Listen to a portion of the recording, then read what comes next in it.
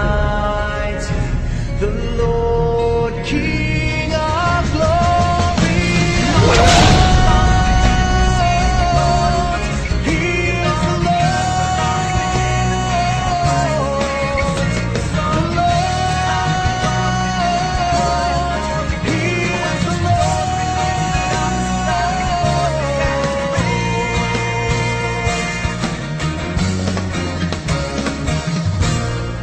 Lift up your heads, oh you gates, be lifted up, you ancient doors, so that the King of glory may enter in,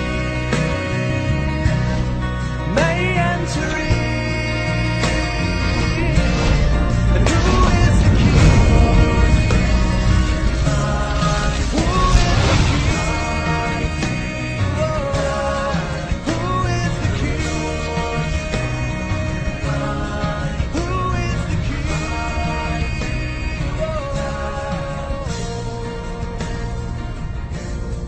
Lift up your head.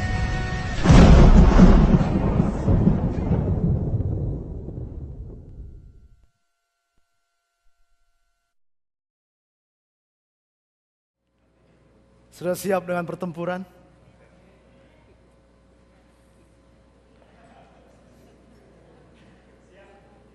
Sudah siap dengan pertempuran? Amin. Karena dalam dunia ini ada dua kingdom. Kingdom of light and kingdom of darkness. Tapi semua kingdom of darkness sudah dikalahkan di bawah kaki Yesus. Dan sekarang Yesus bilang begini. Semua kuasa di langit dan di bumi, di sorga dan di bumi, ada pada Yesus sebagai Raja segala Raja. Dan ini yang dia bilang sama kita. Pergilah, jadikan semua bangsa muridku. Baptiskanlah mereka dalam nama Bapa, Putra dan Roh Kudus. Muridkan mereka, baptiskan mereka. Dan itu yang seorang Raja yang memerintahkan kepada kita. Dan dia berikan otoritas kepada kita untuk melakukannya. Dengar baik saudara, dengar baik. The kingdom of God, kerajaan Allah, itu bukan soal makanan minuman. Tapi ada 3 hal. Dan hari ini kita mau belajar. Dan I'm serious. Dan saya sangat serius. Karena kita akan melangkah dalam satu penggenapan perintah Tuhan dalam hidup saudara dan saya. Dan saya percaya Tuhan tidak punya maksud sedetik pun, sedikit pun, bahwa each one of you, dengar baik ini, di dalam kingdom of God, Tuhan tidak punya pikiran bahwa one of you, salah satu dari saudara, itu nggak punya part in the kingdom. Semua orang di tempat ini punya part in the kingdom. Are you ready? Sudah siap?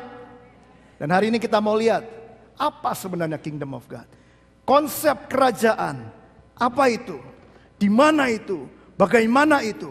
Apa yang harus kita lakukan? Bagaimana kita berjalan? Bagaimana kita melangkah? Apa yang harus saya pakai? Konsep apa yang ada dalam kerajaan? Dan hari ini kita akan dengar itu. Saya siapkan hati saudara, saya siapkan pikiran saudara. Karena the kingdom hari ini sudah ada dan dia akan datang. Dan saudara bagian di dalam the kingdom. Mari kita berdoa. Bapa dalam surga, terima kasih hari ini Tuhan. Karena Engkau telah berikan kami hari yang luar biasa, hari yang baik, hari yang penuh dengan anugerah Allah, hari yang tidak ada duanya Tuhan. Dan kami saat ini Tuhan berdoa, biar damai sejahtera Allah ada pada kami masing-masing Tuhan. Dan kami percaya Tuhan, pada hari ini akan ada terjadi suatu perubahan besar dalam hidup kami.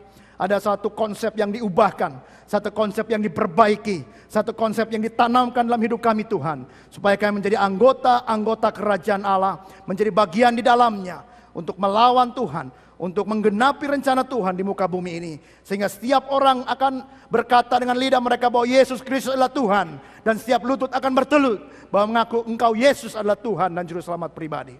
Terima kasih Bapa. Saatnya Tuhan Kau berbicara, berbicaralah, kami siap mendengar. Sebagai satu ambasador Raja kami, Tuhan Yesus Kristus. Terima kasih Bapa, di dalam nama Yesus kami sudah berdoa dan percaya, katakan amin. Puji Tuhan. Dan sebelum kita akan mulai, saya ingin tanya, apa ada saudara yang baru pertama kali datang di kebaktian Bahasa Indonesia ICCC? Ada yang baru pertama kali? Bisa angkat tangan saudara. If you are the first time datang di Sunday service. Ada yang baru pertama kali? Nggak ada. Semua sudah 1,5 kali? 2 kali, 3 kali ya. Baik, puji Tuhan. Ya, mana? Oh, can you stand up please? If you don't mind. Can you stand up please? Ya, mari sebelah kiri kanan yang kasih salam depan belakang, katakan selamat datang. Tuhan berkati saudara, nanti saudara akan diberikan welcoming package dan di situ akan tertera semua berita-berita gereja di dalamnya. Haleluya. Ada lagi? Coba lihat kiri kanan sebelahnya, kadang-kadang suka malu. Lihat kiri kalau masih baru, muka lama atau baru cukur, boleh juga suruh berdiri. Baik, selanjutnya kita akan baca word of faith. Seperti biasa kita akan lihat apa yang menjadi bagian kita dan kita mau imani sama-sama. Mari kita lihat sama-sama. Word of faith. Wah.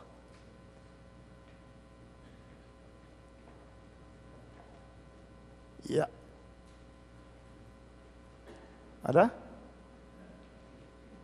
Kau Bapak yang mengasihiku? Betul. Oke lagi. Nah ini dia. Mari kita baca sama-sama dengan iman kita bahwa inilah yang Tuhan berikan. 1, 2, 3. Saya percaya, saya diberkati, saya hidup dalam anugerah dan kasih karunia Allah. Saya adalah anak Tuhan, saya diselamatkan dengan darah Kristus yang mengasihi saya. Saya akan menang dalam semua pencobaan. Tidak ada yang dapat melawan saya karena Allah beserta dengan saya. Allah tidak pernah meninggalkan saya. Pertolongan saya datang dari Tuhan yang melepaskan saya dari yang jahat. Hidup saya akan berhasil dan tidak ada kutuk atas saya dan keluarga saya. Saya dan seluruh keluarga saya akan menyembahnya dalam roh, jiwa, dan tubuh kami. Kemuliaan hanya bagi Allah. Haleluya. Seperti biasa tepuk tangan buat Tuhan. Haleluya. Tuhan sudah berikan yang terbaik dan Dia akan teruskan yang terbaik. Nah saudara, hari ini saya ingin berbicara tentang konsep kerajaan. Beberapa minggu lalu sudah persiapkan dengan fondasi untuk mengerti hal ini. Karena itu bagi saudara yang tidak datang dari mulai Januari minggu pertama sampai kemarin minggu, saya berharap saudara datang ke website, cari khotbahnya dan dengar khotbahnya baik-baik supaya saudara ada fondasi untuk mendengar hari ini dan saudara mengerti secara the full package. Seluruh apa namanya itu? Package itu apa bahasa Indonesia sih? Paket. Kok paket? Jelek amat. Seluruh bungkusan dalam khotbah-khotbah selama Januari bulan ini, saudara. Jadi saudara mengerti fondasinya. Nah, konsep kerajaan ini, saudara, sangat unik dan mungkin membuat saudara sedikit berpikir, masa iya? Tapi saya mau katakan, kita baca firman Tuhan dan kita lihat baik-baik. Coba buka sama saya dalam Roma 14 ayat yang ke-17 sampai 18. Roma 14 ayat 17 sampai 18. Mari kita baca sama-sama. Sebab kerajaan Allah Kerajaan Allah, dengar baik itu. Kerajaan Allah bukanlah soal makanan dan minuman, bukan soal makanan. Dengar baik ya. Kerajaan Allah bukan soal itu. Lalu tetapi soal kebenaran, damai sejahtera, dan sukacita oleh Roh Kudus. Yap, ada 3 hal. Lalu karena barang siapa melayani Kristus dengan cara stop di ini, situ. Karena barang siapa melayani. Kalau saudara ada Alkitab saudara, kalau nggak keberatan dicoret-coret, garis bawahi situ. Barang siapa melayani apa? melayani Kristus dengan cara ini, Dengan cara apa? Dengan cara kebenaran, damai sejahtera, sukacita dalam Roh Kudus. ia berkenan pada Allah dan dihormati oleh manusia. Haleluya. Coba baca bahasa Inggrisnya saudara. Minta Andrew coba. Apa dikatakan Andrew? For the kingdom of God Iya. is no matter of eating and drinking, but for the righteous peace and joy in the Holy Yeah. Spirit. Because anyone who serves Christ in this way Dengar baik ini dalam bahasa Inggris lebih jelas. Apa? is pleasing to Pleasing God to God and and approved by men. receive human approval. Artinya pleasing to God berbeda dengan receive human approval. Dua hal yang berbeda. Jadi saudara, dengan kata lain, kalau kita melayani Tuhan, saya bilang melayani bukan hanya di gereja. Seperti kalau sudah dengar khotbah-khotbah yang lalu, melayani bisa di marketplace, bisa di keluarga saudara, bisa di sekolah saudara. Saudara mau bikin dampak, bisa dimanapun saudara ada. Itu melayani saudara. Karena itu kalau saudara melayani, bukan tentang soal makanan minuman, bukan soal peraturan, tapi tentang tiga hal ini, yaitu tentang kebenaran,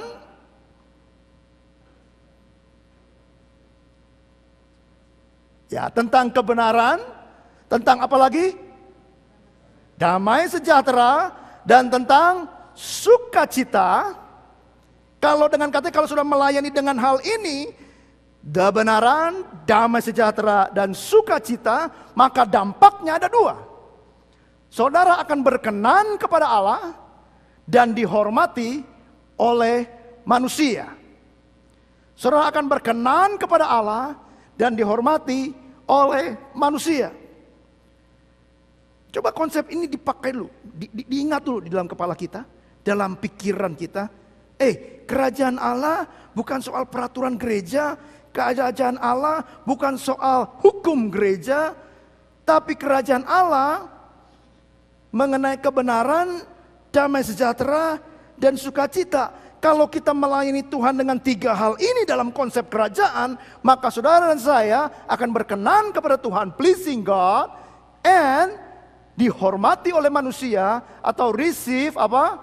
Human approval, atau menerima pengakuan dari komunitas kita. Saya baru pulang dari Indonesia, saudara. Saya datang ke gereja saya dulu melayani. Luar biasa perkembangannya. Sekarang hampir 5.000 kira-kira anggotanya. Nah, ketika saudara saya datang ke sana, mereka punya konsep luar biasa. Sekarang gereja tidak lagi fokus kepada internal. Ya memang mereka persiapkan, mereka perbaiki sistem dan sebagainya. Tapi satu hal yang saya lihat, mereka keluar sebagai komunitas. Mereka bikin rumah belajar. Mereka sekarang merencanakan membeli sebuah lahan, lalu membangun perikanan di sana. Supaya apa? Orang-orang miskin bisa datang situ dan belajar, bahkan memiliki tanah. Beberapa anggota jemaat pergi ke Kalimantan, beli tanah di Kalimantan. Untuk apa? Tanam pohon pisang, supaya pendeta-pendeta yang ada di Kalimantan bisa berusaha di sana, dan tidak, ini saya kecepatan gak ya? Sorry dia. Oh oke. Soalnya saya kalau udah ini loncer nih. Baru pakai oli soalnya. Sampai mana saya ngomong tadi? Di Kalimantan, sehingga pada saat pendeta datang mereka bisa tanam pohon pisang, dan hasilnya mereka bisa buat kehidupan. Dan apa yang terjadi, saudara? Komunitas sekitar mengakui, menghormati gereja tersebut. Luar biasa. Dan ini firman Tuhan. Kalau kita, saudara, melayani dengan kebenaran, damai sejahtera, sukacita Roh Kudus, maka kita mendapat pengakuan dari komunitas. Karena gereja memberi dampak. Bilang sama teman sebelahnya, aku mau beri dampak. Jangan salah ngomong, aku mau beri kampak, bukan. Aku mau beri dampak. Mari kita sekarang lihat tiga hal ini. Yang pertama, saudara, saya akan berbicara tentang kebenaran. Apa yang dimaksud dengan kebenaran? Konsep kerajaan apa yang ada dalam kebenaran? Yang pertama, kebenaran adalah melakukan apa yang benar dan membenci apa yang jahat. Melakukan apa yang benar, membenci apa yang jahat. Coba baca Roma 12 ayat yang ke-9. Hendaklah kasih itu jangan pura-pura. Jauhilah yang jahat dan lakukanlah yang baik. Hendaklah kasih jangan pura-pura. Jauhilah yang jahat, lakukan yang baik. Konsep kerajaan, lakukan yang benar, jauhi yang jahat. Saya rasa nggak perlu terangkan lagi. Dalam kehidupan ada yang baik, ada yang benar. Dan saudara semakin bertumbuh dalam Tuhan, semakin tahu mana yang benar, mana yang baik. Lalu kita mesti pilih. Nah, waktu kita pilih, ingat firman Tuhan ini. Lakukan yang baik, hindari yang jahat. Yang kedua, saudara, kasih tidak didasari oleh perbuatan, tapi kasih didasari oleh hati dan termanifestasi dalam perbuatan saudara. Nah, kata ini, kata kasih ini, itu sering disalahartikan hanya dengan mengasihani. Salah, saudara. Kasih itu mulai dari hati yang mengasihi, tapi nggak stop sampai situ.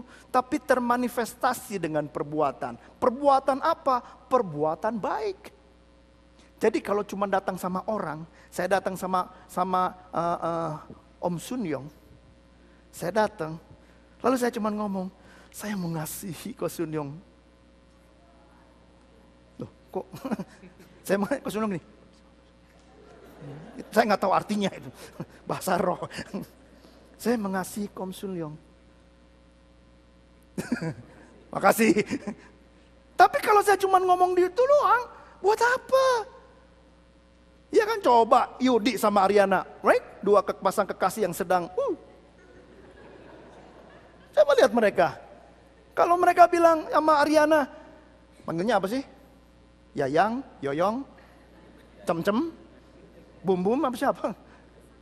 Sayang. Asang. Oh. Kok Asang sih? Asang, I love you. Lah coba kalau tiap hari cuman makannya I love you. Si yang Asang mana? Yang ini apa ini Asang? Oh ini Asang. Sang. Asang pasti akan minta, what is the proof? Apa buktinya engkau mengasihi aku? Karena kasih mulai dari hati, tapi termanifestasi dengan perbuatan saudara. Perbuatan baik di dalam komunitas. Nah ini karena itu saudara, yang ketiga yang menjadi kebenaran yang harus kita bahas sama-sama adalah bahwa kata kebenaran dipakai memiliki arti ini. Sebuah perbuatan atau integritas seseorang. Sebuah perbuatan atau integritas seseorang. Integritas itu begini, di dalam gereja sama, di luar gereja sama. Kalau dalam gereja, mukanya malaikat, perbuatan malaikat, baju malaikat, di luar harus sama. Di lapangan parkir nggak ada changing room. Di gereja pakai baju putih, keluar pakai baju hitam, nggak ada. Kebenaran yang dimaksud Tuhan adalah saudara dan saya punya integritas sebagai seorang yang percaya. Dan sebuah orang Kristen punya integritas, dia biasanya melakukan dengan setia tugas dan tanggung jawab sebagai orang percaya dan sebagai anggota komunitas. Dia melakukan dengan setia. Apa tanggung jawab saya dalam komunitas? Apa tugas saya dalam gereja? Apa tugas saya sebagai kepala keluarga? Apa tugas saya sebagai istri? Apa tugas saya sebagai asang?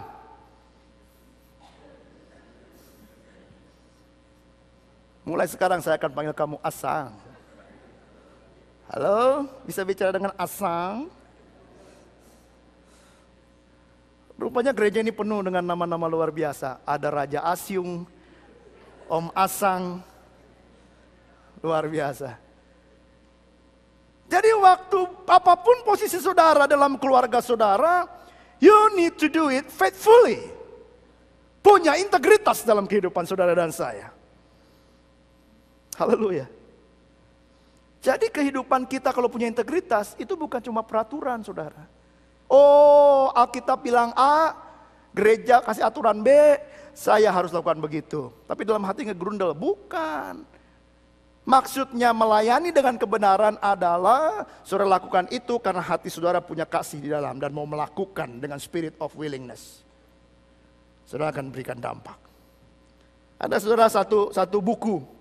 Ini terbitkan tahun 1936 oleh seorang yang namanya Arthur Guiterman, gitu ya. Dia bikin satu sajak begitu.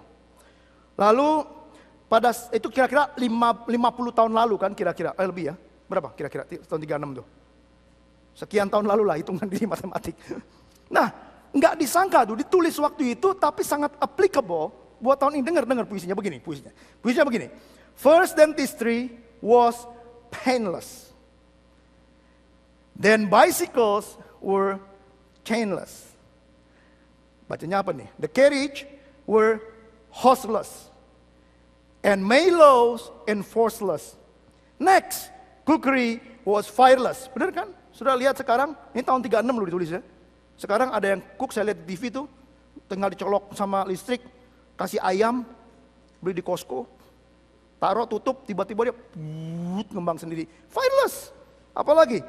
Telegraphy was wireless sekarang. Ayo, sekarang semua punya handphone kan? Waktu saya pulang ke Indonesia, kumpul sama keluarga, setiap anggota keluarga saya punya BlackBerry. Saya punya Blueberry. Jadi waktu kumpul saudara, sambil ngobrol itu ada bunyi-bunyi. Ting tang dung, dung ting dung, dung ding dung ding dung. Apaan tuh? BB. Tolong di silent handphone. Semua udah pakai wireless.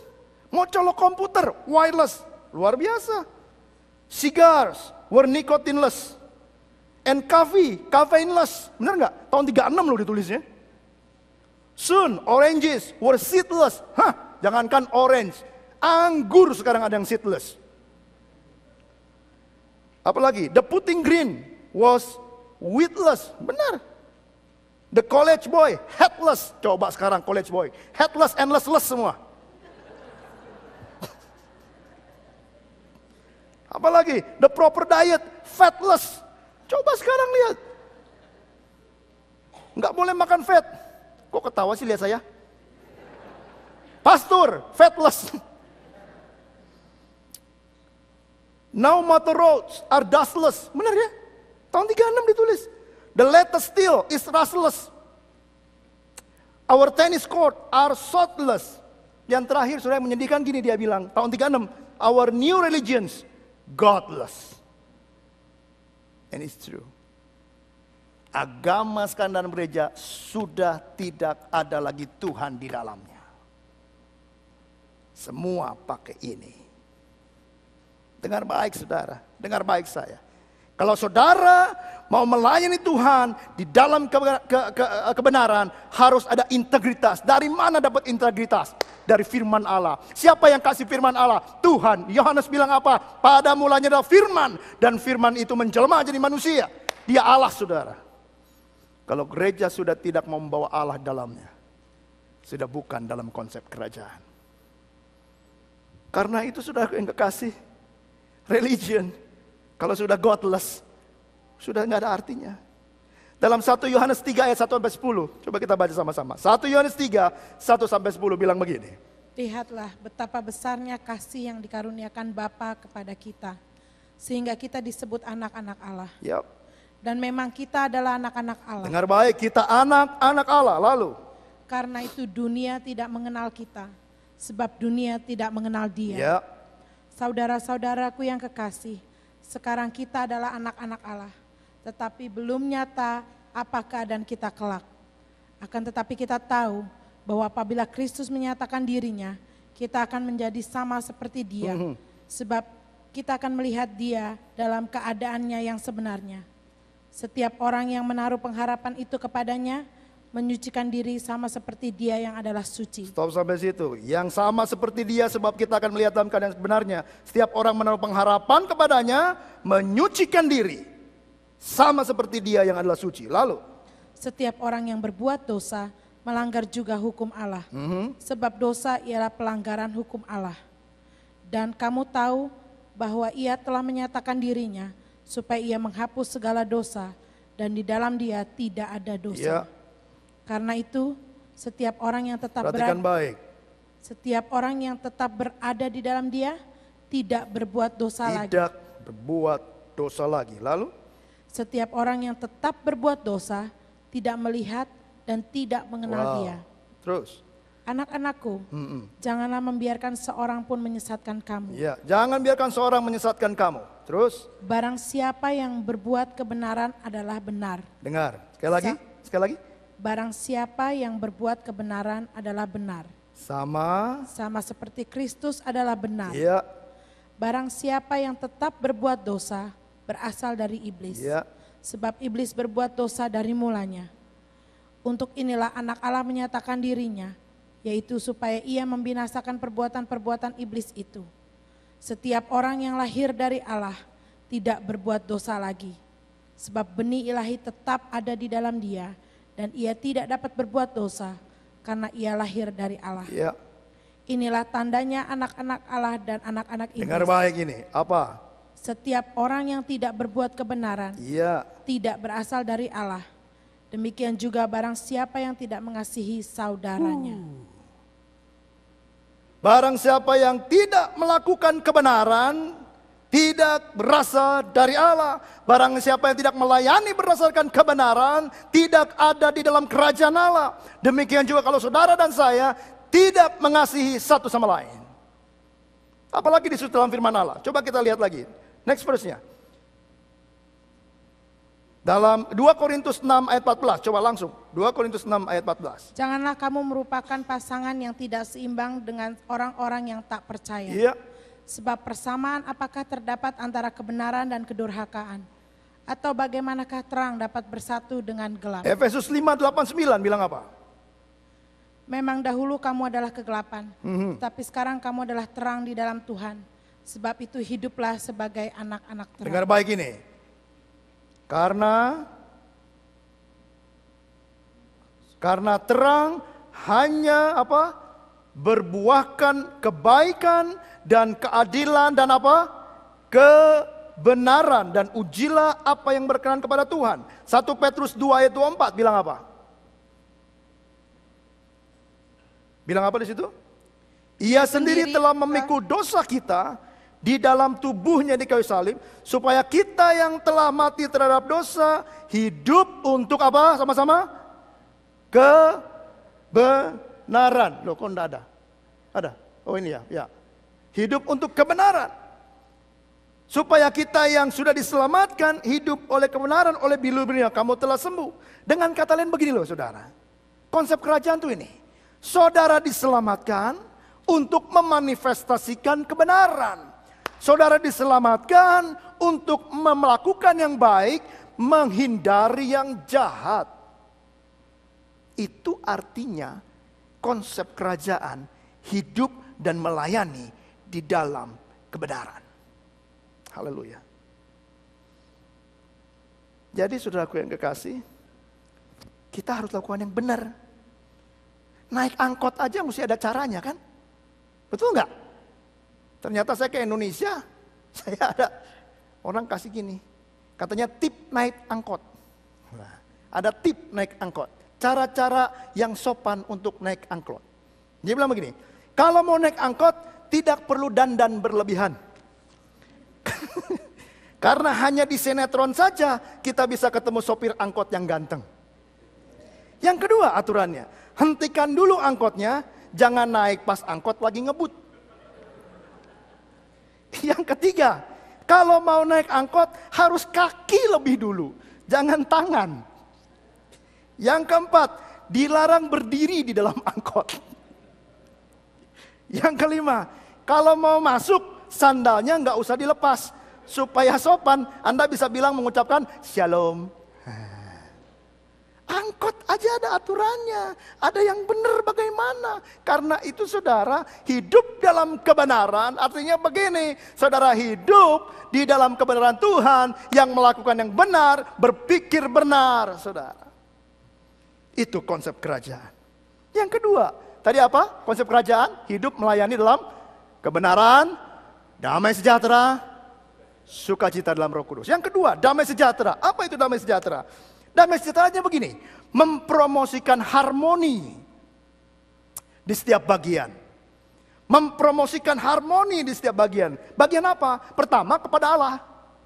Harmoni dengan Allah melalui Yesus Kristus. Yang kedua, sesama manusia. Yang ketiga, sesama saudara seiman. Jadi saudara, damai sejahtera dalam konsep kerajaan dalam melayani.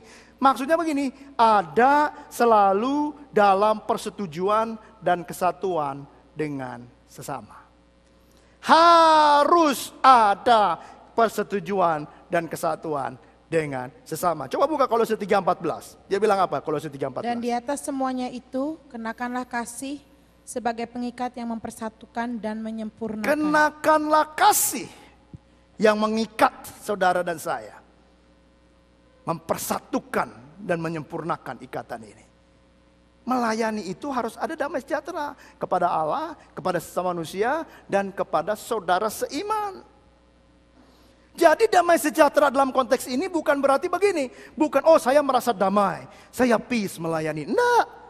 Maksudnya damai sejahtera dalam konteks ini adalah bahwa suatu keadaan harmoni Walaupun ada perbedaan pendapat, tetapi tetap jadi satu. Tetap ada unity. Tetap ada persatuan. Walaupun berbeda pendapat. Itu namanya harmoni. Damai sejahtera yang dimaksud adalah itu, saudara. John Wesley bilang begini, dia bilang, I want the whole Christ for my Savior. The whole Bible for my book. The whole church for my fellowship. And the whole word for my mission field. Lagi ya. I want the whole Christ. Oh, nggak ada di situ ya. I want the whole Christ for my Savior. The whole Bible for my book. The whole church for my fellowship. And the whole word for my mission field. The church for my fellowship. Konsep kerajaan damai sejahtera adalah punya damai sejahtera satu dengan yang lain. Harmoni. Jadi kerajaan Allah begini loh, Satu tendensi dalam kerajaan adalah Allah untuk menghasilkan harmoni dan kasih serta mengakhiri permusuhan dan penolakan. Itu namanya kerajaan Allah dalam damai sejahtera. Harmoni dengan kasih, lalu menghentikan, mempromot kesatuan, menghentikan permusuhan dan penolakan. Melayanilah dengan cara seperti itu. Ini yang Tuhan mau. Dan sebagai kita, sebagai orang-orang harus berusaha supaya kita bisa ada tempat yang benar. Makanya kalimat itu dimulai dengan kebenaran. Supaya kita melakukan yang benar dulu. Baru kita bisa punya harmoni. Pada saat sudah masuk dalam satu kelompok, sudah diterima. Dan bisa harmoni. Bayangkan kemana-mana kita diusir. Gimana caranya? Satu kali ada seorang ibu, punya anak. Anaknya baru dari sekolah. Dia pulang. Anaknya bilang begini, "Mah, Bu Guru tadi bertanya, apakah aku masih punya adik yang nanti akan bersekolah di sekolahku ini?" Bu Guru nanya gitu, Mah. Nanya apa? Apakah aku punya adik, Mah, yang nanti bersekolah di sekolah yang sama? Wah, mamanya bilang, luar biasa guru itu. Penuh perhatian sama kamu ya.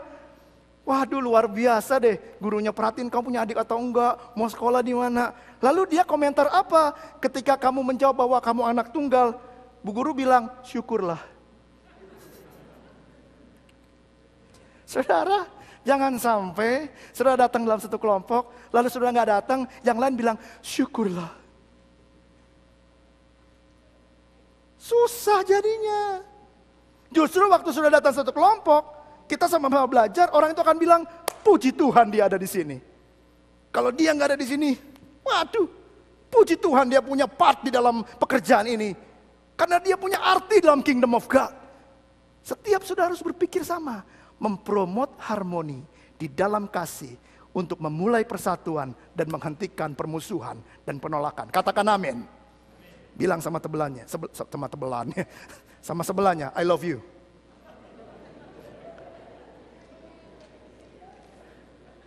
Kalau sebelahnya bukan istri, bilang I'm sorry.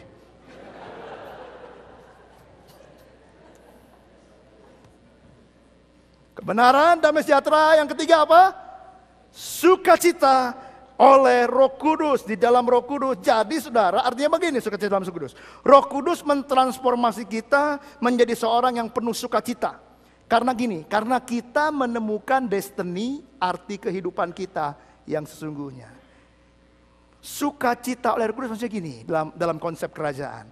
Saya menemukan siapa saya menemukan di mana saya harus ada, dan apa yang harus saya lakukan dalam the kingdom. Sukacitanya luar biasa. Sepanjang hidup pelayanan saya berusaha mencari itu. Di mana tempat saya Tuhan, di mana saya berfungsi, di mana Tuhan ajak saya, apa yang harus saya lakukan. Begitu saya masuk situ, sukacita besar. Kenapa? I fulfill my destiny. Tapi bayangkan kalau sudah harusnya jadi sesuatu, sudah melenceng ke tempat lain, maka saudara akan berpikir, saya fulfill sesuatu, tapi sebenarnya saya tidak mencapai apa yang Tuhan inginkan saya lakukan. Apakah saudara mau sukacita seperti itu? Saya tidak. Temukan destiny saudara. Dan kalau sudah melakukan kebenaran, sudah ada harmoni, maka saudara bisa bersukacita karena Tuhan. Dan pencapaian destiny saudara tidak tergantung umur. Mau umur 1 tahun sampai umur 150 tahun, tidak masalah. Mau masih ingat sampai sudah lupa sedikit-sedikit. Mama saya sering lupa waktu saya pulang ke Indonesia. Tanya kepada saya beberapa kali tentang satu hal. Kamu sudah makan? Sudah, Ma. Enggak ada 15 menit. John, udah makan? Sudah, Ma. Enggak lama dia tanya lagi. John, makan yuk. Sudah. Lupa nggak apa-apa. Orang tua kadang lupa, tapi bukan berarti kalau suka lupa-lupa, lalu nggak bisa dipakai Tuhan dalam kerajaan Allah. Enggak. Saudara berharga di mata Tuhan. Minggu-minggu lalu kita udah belajar. Saudara berharga di mata Tuhan. Saudara punya arti. Walaupun lupa-lupa. Mengenai lupa-lupa saya ingat satu cerita. Satu kali ada pasang suami istri, saudara. Udah lumayan. Umurnya kira-kira 113,5 tahun. Ya, loh kok ketawa? 113,5 tahun umurnya. Rupanya yang istri agak-agak suka lupa-lupa. Lalu kemudian dia belum punya anak. Dia berdoa, Tuhan saya pingin anak, saya pingin anak. Wah, dia ingat ceritanya si Sarah. Pingin anak Tuhan, pingin anak. Dikasih lu sama Tuhan. Kasih anak. Wih, melahirkan. Sehat walafiat gemah ripah roh jinawi. Nah, itu terjemahannya apa tuh? Biarlah Tuhan kasih hikmat kepadamu di. Wah, senang sekali. Waduh, semua akhirnya cucunya, cicitnya, cucutnya besuk. Ya besuk. Sampai di rumah sang seorang grandma ini sudah tua sekali. Lalu kan datang orang kalau datang lagi besuk mau lihat emaknya apa mau lihat anaknya? Anaknya dong. Yang nomor 1 kita mau lihat anaknya, persis emaknya apa bapaknya apa orang lain kan gitu. Nah lalu kemudian orang penjual datang. Wah, udah ngobrol-ngobrol dia tanya. Mak, bayinya mana? Hah? Bayinya mana, Mak? Wah, tunggu ya. Tunggu apa, Mak? Tunggu diambil. Bukan, Mak. Tunggu apa? Tunggu nangis. Hah? Mak, kok tunggu nangis? Iya, supaya bersuara. Karena saya lupa ditaruh di mana anak itu. Ingat kalau sudah punya kunci, lupa taruh mana kan tinggal punya tombol. Tutut. Oh, di situ. Nah, Mak ini tunggu anaknya nangis, baru dia tahu anaknya gua taruh di mana tadi. Gak apa-apa. Mau lupa, mau sudah mungkin pakai walker, atau masih kecil belum bisa apa-apa. Everybody bisa digunakan Tuhan untuk menjadi kemuliaan bagi namanya. Dan yang paling penting saudara, sukacita dalam kita bukan karena kita mengikuti peraturan gereja, bukan karena kita mengikuti peraturan legalistik agama, tapi karena kita milik Allah dan kita mencerminkan Kristus. Amin saudara. Sukacita yang kita dapat bukan karena kita bisa memenuhi semua aturan-aturan agama, tidak mencuri, tidak berzina, tidak melawan orang tua dan sebagainya. Bukan itu yang membuat kita sukacita. Tapi yang membuat sukacita dalam Roh Kudus adalah ini. Saudara tahu bahwa saudara milik Tuhan. Dan saudara tahu bahwa saya dalam hidup saya memberikan dampak dengan cara apa? Dengan mencerminkan Kristus di dalam komunitas saudara dan saya. Itu yang membuat kita bersukacita. Itu yang menjadikan saya dan saudara melakukan apa yang Tuhan mau. Coba baca 1 Tesalonika 1 ayat 6. 1 Tesalonika 1 ayat 6. Bilang apa di situ? Dan kamu telah menjadi penurut kami dan penurut Tuhan.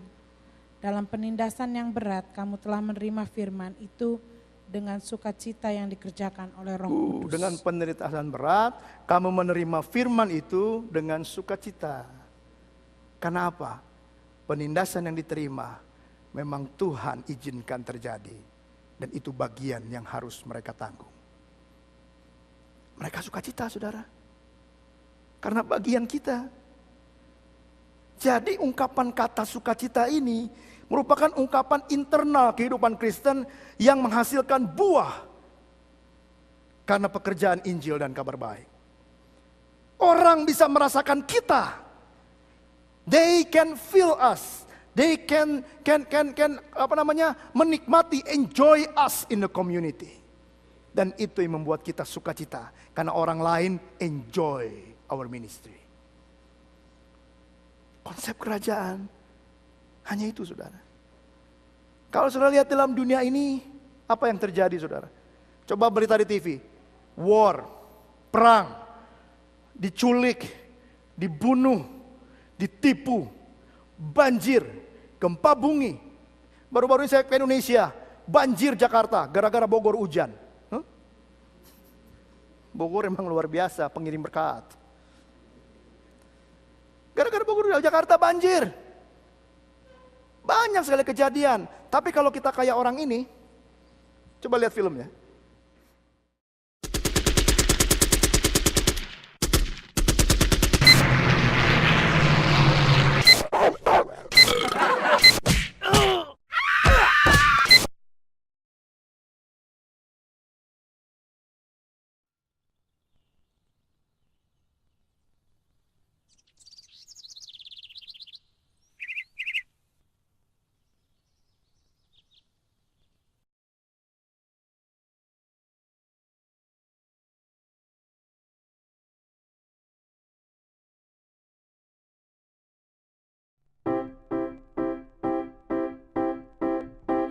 Spread joy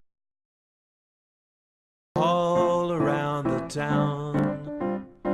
Spread joy, spread it around the world. Spread joy, spread it around all around the town. Spread joy, spread it around all around the world. Take all your smiles and then send them for miles. It's a thing to do. Share all the love in your heart and then watch it come back to you. How far it goes. See how far it goes. See how far it goes. See how far it goes. See how far it goes. Traveling around and around all over this world.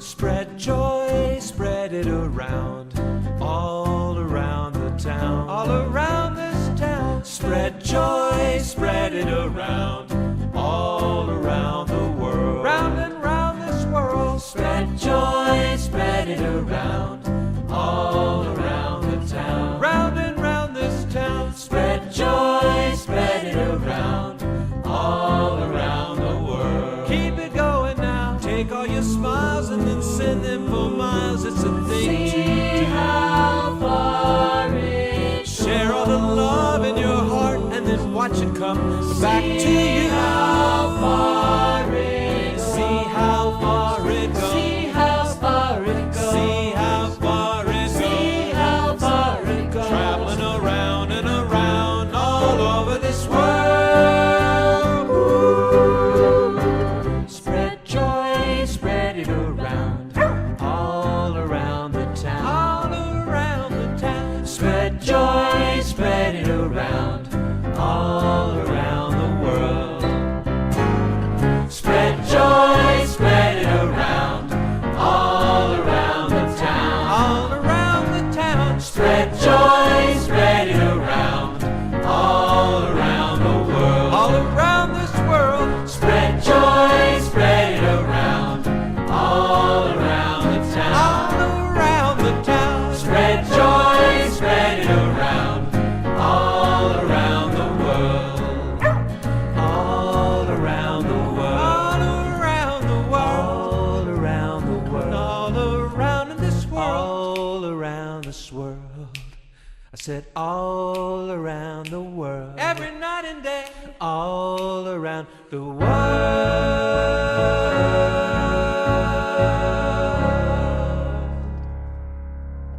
Spread joy. Because joy is in you.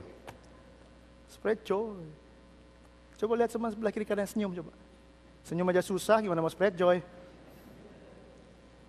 Sebarkan sukacita dimanapun saudara ada. Karena itu yang Tuhan sedang kerjakan dalam dunia ini dalam konsep kerajaan. Jadi kalau saudara baca renungan harian yang minggu lalu, saya berharap saudara baca tiap hari, maka begini ceritanya. Iman adalah sia-sia kalau bukan iman yang didasari oleh Yesus Kristus. Dan iman yang didasari oleh Yesus Kristus adalah iman yang termanifestasi dengan perbuatan kebenaran. Jadi Petrus, Paulus, Yakobus, siapapun murid Tuhan, semua mengajarkan iman yang dimanifestasi di dalam kebenaran. Dalam perbuatan nyata. Jadi kerajaan Allah saudara itu bukan soal doktrin. Coba keluarkan satu-satu. Iman itu menghasilkan apa? Coba lihat ininya mana? Nah, iman itu menghasilkan manifestasi perbuatan nyata. Yang di dalamnya itu ada kebenaran, ada apa lagi? Sukacita dalam Roh Kudus, ada apa lagi? Damai sejahtera. Jadi begini, kalau sudah hidup dalam kekristenan, tapi tidak punya konsep kerajaan ini, maka sudah hidup di dalam iman yang lain. Sekali lagi. Kalau sudah dalam gereja, sudah masuk dalam kekristenan saudara, tapi hidupmu dan hidup saya tidak melayani dan tidak hidup di dalam konsep kerajaan yang mengandung kebenaran, yang mengandung sukacita, yang mengandung damai sejahtera, maka saudara dan saya tidak hidup dalam iman yang benar.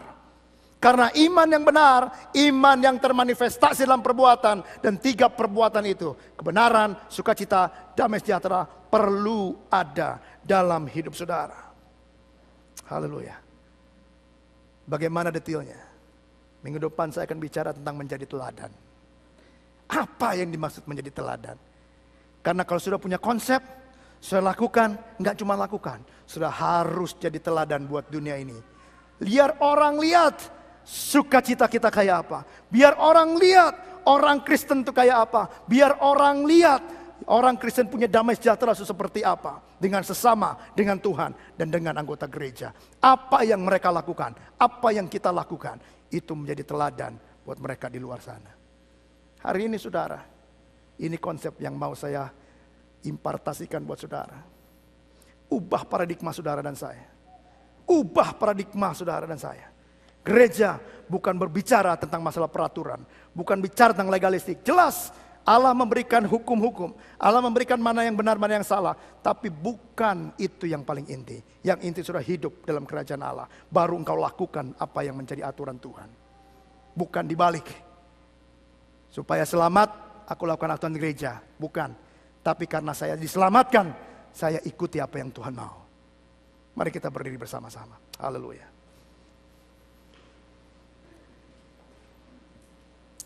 Tundukkan kepala saudara. Saya minta singan untuk maju ke depan. Haleluya.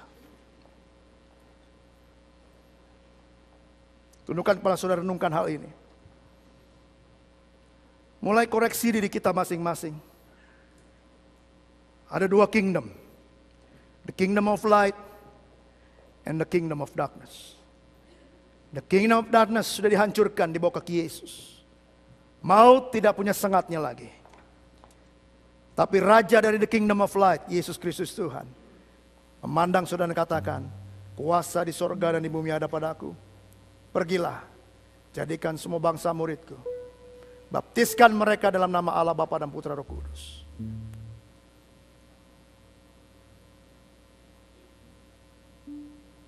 Maukah saudara? Pergi dan jadi dampak. Pergi dan jadi bring impact kepada komunitas. Pergi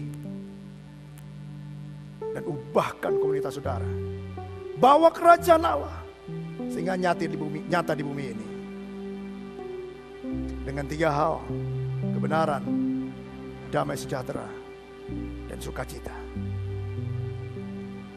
Saya mau tantang lagi seperti minggu kemarin. Terutama bagi mereka yang sudah angkat tangan minggu lalu. Kalau engkau mau maju lebih selangkah lagi. Dan bila ada saudara hari ini, baru hari ini katakan, Tuhan saya mau konsep ini ada dalam pikiran saya. Letakkan tanganmu di dadamu. Puji Tuhan, puji Tuhan, puji Tuhan. Saya lihat banyak, puji Tuhan, puji Tuhan. Masih ada saudara. Puji Tuhan, terima kasih di belakang sana saya lihat. Puji Tuhan.